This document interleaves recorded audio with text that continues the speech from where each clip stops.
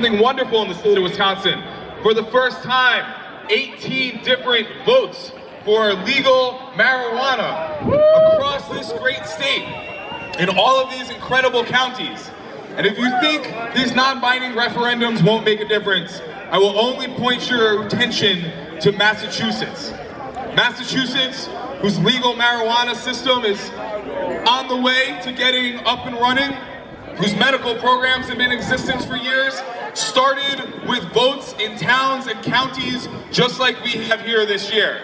And it was those votes over many decades organized at their own version of Harvest Fest, the Freedom Rally. It was those votes on Boston Common, those gatherings, those energy, those people coming together to speak to their neighbors, to let people know that patients need their medicine. Not 2 years from now, not 2 months from now, but 2 years ago, they need their medicine now. Patients are sick, they are dying in this state.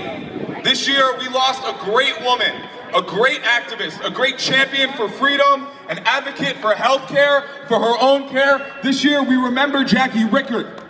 We remember Jackie's sacrifice. If all of us here could sacrifice just 1/100th of the amount that Jackie sacrificed to bring the cause of legal marijuana to the state of Wisconsin, we would pass this bill tomorrow. Yeah!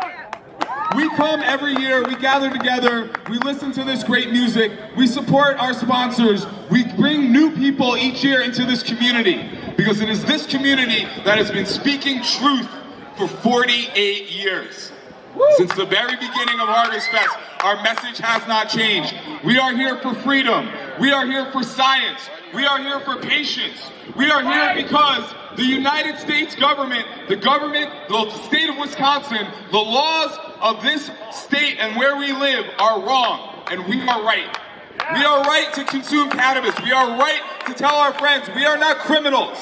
We do not deserve any of the collateral consequences that come from a criminal conviction because of who we are and what medicine we consume.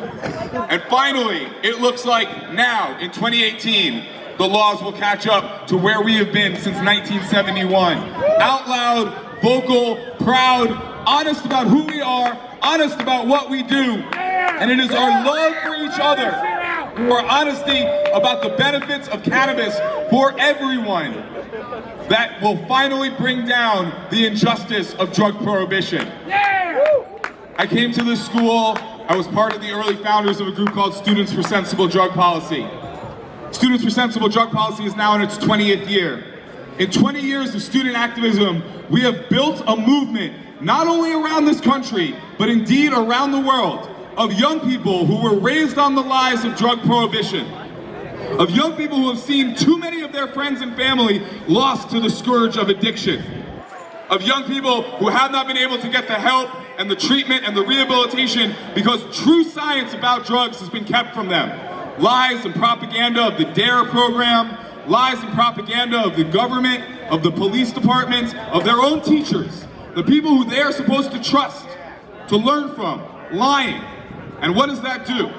Fortunately, for the last 20 years, we have created a space where young people who know that the drug war is wrong, who know that the drug war, while being fought in their name, has not benefited any of them, we've created a space where they can get together, where they can speak, where they can bring speakers to campuses, where they can host conferences, where they can meet people just like them from around the country and indeed around the world, who gather annually at a Students for Sensible Drug Policy conference. This next one is coming up in the spring. It will be right nearby in Chicago. So I invite all of you who are students here at the University of Wisconsin, if you want to learn more, if you want to become a part of the greatest movement of youth activists trying to end an injustice, not just here in the state of Wisconsin, not just throughout the United States of America, but indeed an injustice that plagues the entire